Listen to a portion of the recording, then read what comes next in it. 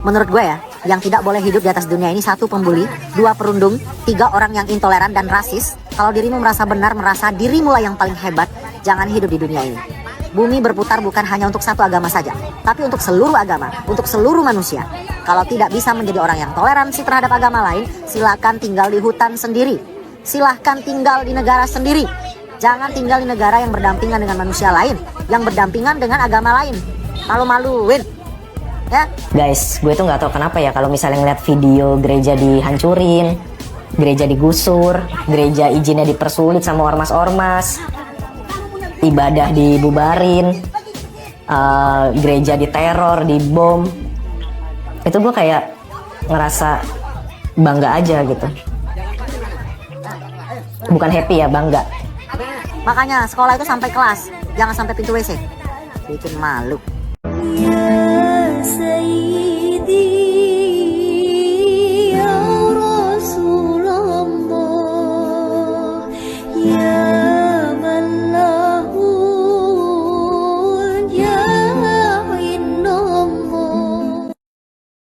Bismillahirrahmanirrahim. Assalamualaikum warahmatullahi wabarakatuh. Segala puji bagi Allah yang telah menciptakan perbedaan, mulai dari perbedaan pendapat sampai ke perbedaan keyakinan agama. Ada kamu menghargai saya, kamu itu. Saya menghargai kamu semua. Tapi kamunya mana? Pelajaran apa kamu? Katanya mahasiswa. Apaan kamu? Kamu punya gereja, pergi ke gereja. Belum kering mulut ini bahas pembubaran ibadah mahasiswa Katolik di Tangsel, sudah terjadi lagi pembubaran doa di rumah di PCI Perumahan Cermi Indah, Kabupaten Gresik.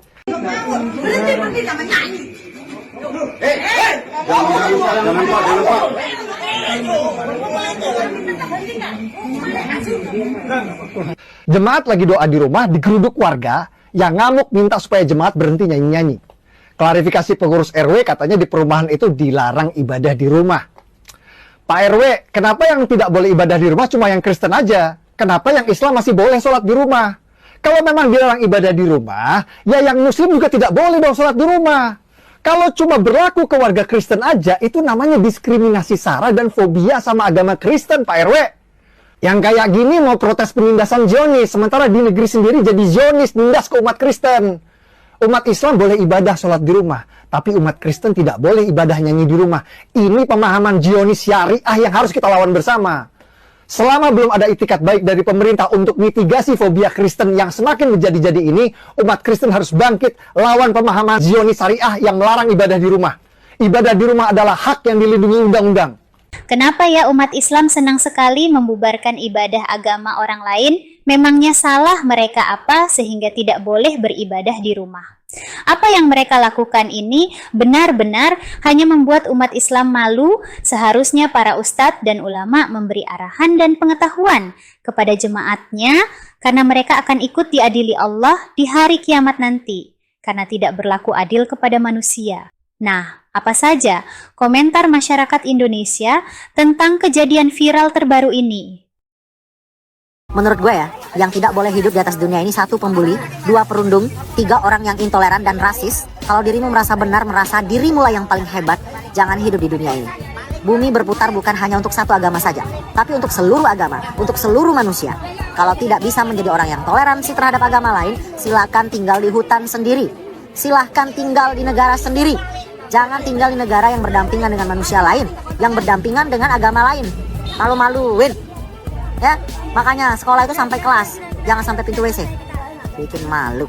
Saat ini sedang maraknya pemberitaan mengenai persekusi terhadap umat Kristen di Indonesia. Misalnya pembubaran doa Rosario, kemudian juga pelarangan tempat ibadah, dan banyak sebagainya.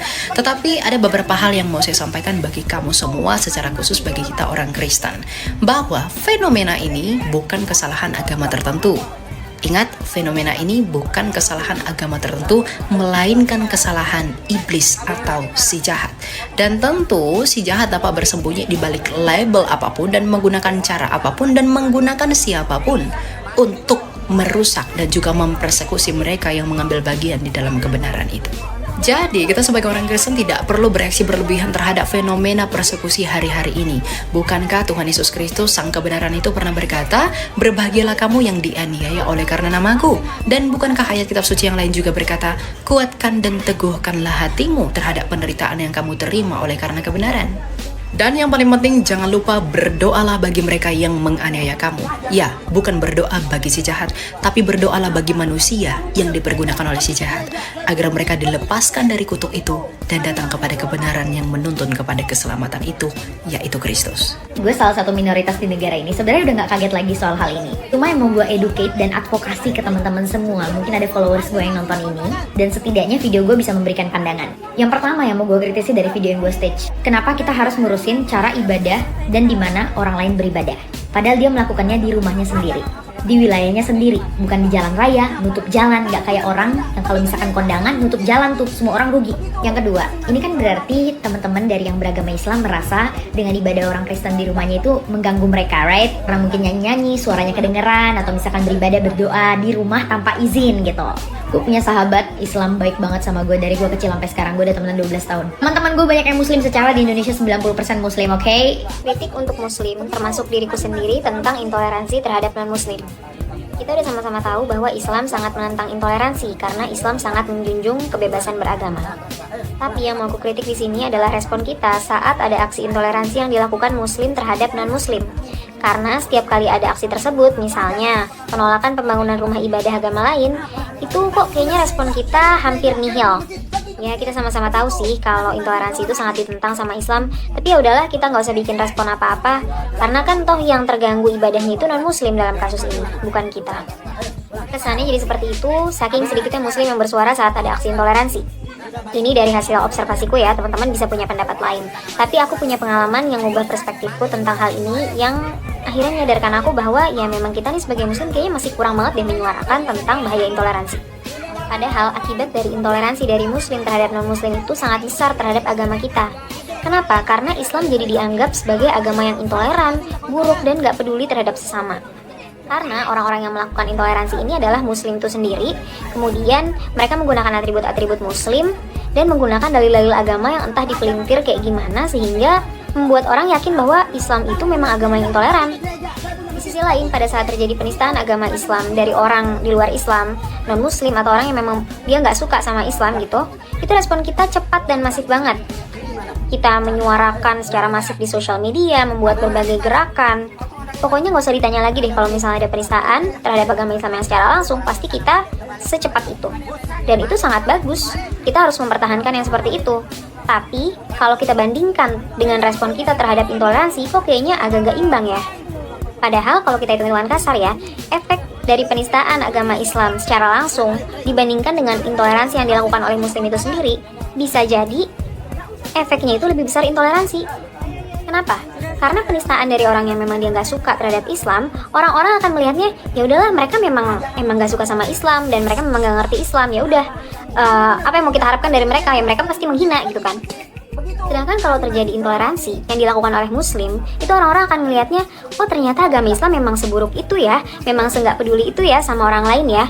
Karena ini buktinya muslim banyak yang melakukan intoleransi, tapi itu lihat nggak banyak yang menegur.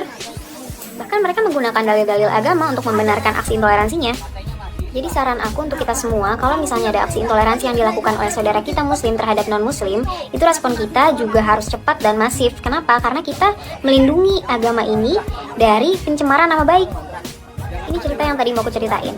Jadi tahun lalu aku sempat bikin video respon tentang penolakan pembangunan rumah ibadah di suatu kota.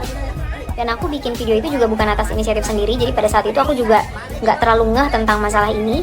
Tapi ada orang-orang yang komentar di videoku yang lain yang nanyain tentang respon aku. Akhirnya aku buat respon dan aku mengatakan bahwa penolakan pembangunan rumah ibadah agama lain itu tidak sesuai dengan nilai-nilai Islam. Dan aku nggak pakai kata-kata mutiara yang gimana banget. Aku benar-benar cuma bilang kayak gitu doang, simple. Tapi yang bikin aku kaget itu adalah respon orang-orang terhadap video aku tersebut. Ternyata non-muslim yang rumah ibadahnya dari kasus tersebut itu, mereka sekaget itu, seenggak nyangka itu, seheran itu, dan sesenang itu ada muslim yang speak up. Kayak, oh ternyata masih ada ya muslim yang kayak gini gitu. Di satu sisi aku senang, mereka senang dengan konten aku, tapi di sisi lain aku sedih banget. Kenapa mereka bisa nggak nyangka bahwa ada muslim yang mau ngomong kayak gitu? Padahal memang itu ajaran Islam, kenapa mereka harus shock gitu kan? Artinya apa? Berarti selama ini, seburuk apa image kita di mata mereka? Seenggak peduli apa kita gitu loh di mata mereka. Artinya Artinya kita masih banyak banget PR untuk memperbaiki image agama kita yang sempurna ini dari ketidaksempurnaan umatnya. Kita juga perlu membuat gerakan untuk mengedukasi orang-orang yang intoleran ini.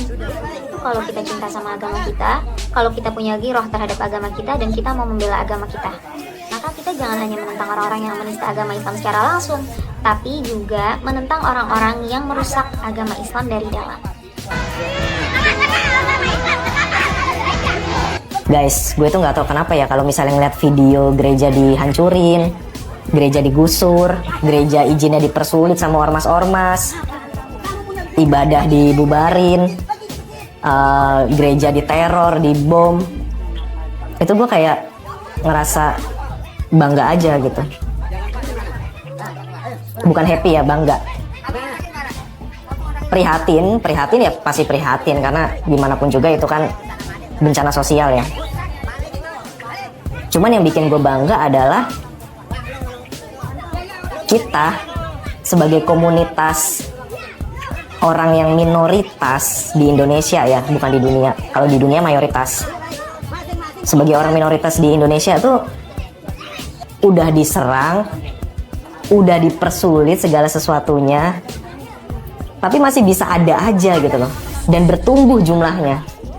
Kalian bisa lihat deh sensus 4 tahun yang lalu bandingin sama sekarang, terus nanti lihat 4 tahun lagi ketika sensusnya keluar, pasti tumbuh secara jumlah.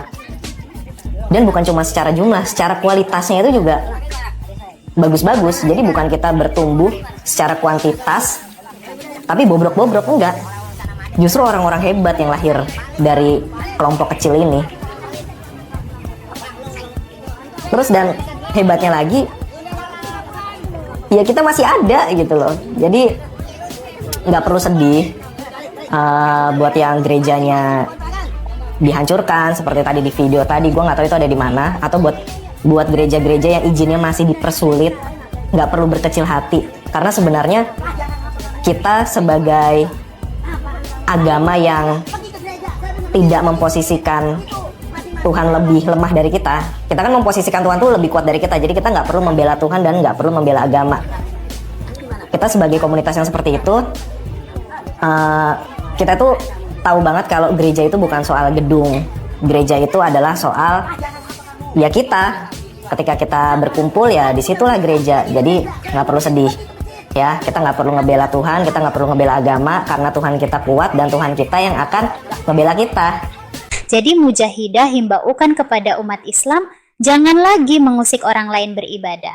Karena hal itu tidak dibenarkan di dalam agama kita. Mujahidah tahu orang-orang yang melakukan pembubaran itu karena takut murtad. Padahal murtad dan mu'alaf itu Allah yang menentukan. Jika tidak ingin murtad, perdalamilah ilmu agama, bukan dengan melarang agama orang lain beribadah. Dakwah, belajarlah saling menghormat. Kalau ada orang penceramah kasar mulutnya, memaki-maki aja kerjanya, apalagi sampai menyebarkan kebencian dan fitnah, belajar kembali di bab adab. Puncak dari semua ilmu adalah adab. Biar kau kuasai Quran tapi kau memecah belah tidak.